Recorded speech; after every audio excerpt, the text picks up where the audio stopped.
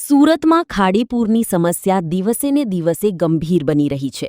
માત્ર 25 દિવસમાં 3 વખત ખાડીપૂર આવતા પર્વત પાટિયા સહિતના વિસ્તારોના લોકો ભારે હાલાકી ભોગવી રહ્યા છે. વારંવાર ઘરોમાં પાણી ઘૂસતા અને લાખો રૂપિયાનું નુકસાન થતાં હવે લોકોનો ધીરજનો બંધ તૂટી ગયો છે.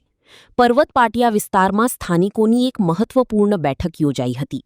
નોંધનીય બાબત એ છે કે માત્ર 10 દિવસના ટૂંકા ગાળામાં બીજી વખત બેઠક યોજાઈ છે, જે દર્શાવે છે કે હવે લોકો આંદોલનના માર્ગે આગળ વધવા તૈયાર છે.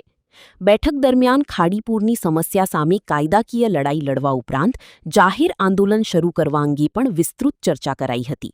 1970માં હું તમને કહું કે મીઠી ખાડી નામ કેમ પડ્યું?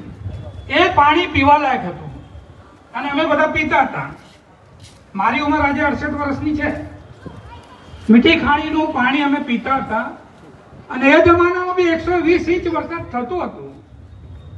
ત્યારે પાણી આ રીતે જે આજે ભરાય છે લોકોના ઘરોમાં. સરકાર જે બધી વાત ખબર છે એ સરકાર પાસે લેવાની જરૂર વાત છે કે સીઆર પાટીલ હોય કે ડેપ્યુટી સીએમ હોય એની પાસે આપણે કામ લેવાનું. બીજો કોઈ તો અત્યારે પક્ષ સત્તામાં નથી, નીચેથી ઉપર સુધી. પણ આપણે 22 વર્ષથી જે આપણે તકલીફ છે અને આપણે આ તકલીફ જે જો ભોગવી છે આપણે, એટલે એનું આપણે આગળ જઈને એનું આગળ જે કરવું હોય, પીએ દાખલ કરવી હોય કે એનું આગળ. સ્થાનિકોએ કોર્પોરેટરો, ધારાસભ્યો અને મહાનગરપાલિકાના અધિકારીઓની કામગીરી સામે ભારે રોષ વ્યક્ત કર્યો હતો. લોકોનું કહેવું છે કે દર વર્ષે માત્ર આશ્વાસનો મળે છે, પરંતુ ખાડીપૂરની કાયમી સમસ્યાનો કોઈ ઉકેલ લાવવામાં આવતો નથી.